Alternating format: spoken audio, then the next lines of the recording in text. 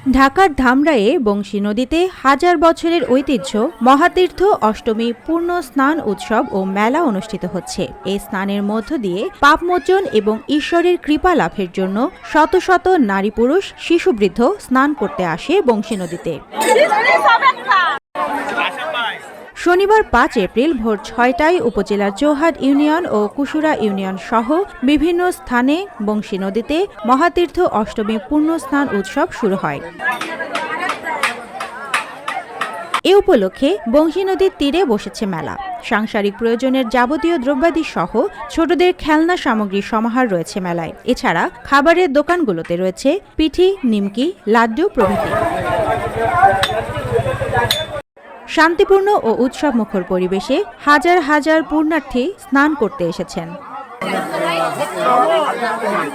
এই বিষয়ে ধামরাই থানার অফিসার ইনচার্জ মোহাম্মদ মনিরুল ইসলাম বলেন, স্নান উৎসব হিন্দু সম্প্রদায়ের হলেও সকল সম্প্রদায়ের লোকজনের উপস্থিতি রয়েছে সেখানে। আইন শৃঙ্খলা পরিস্থিতি স্বাভাবিক রাখতে সকল ধরনের প্রস্তুতি এবং ব্যবস্থা রাখা হয়েছে।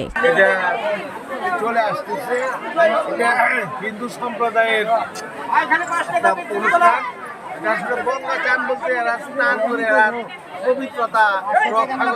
Desk report, দেশকাল news.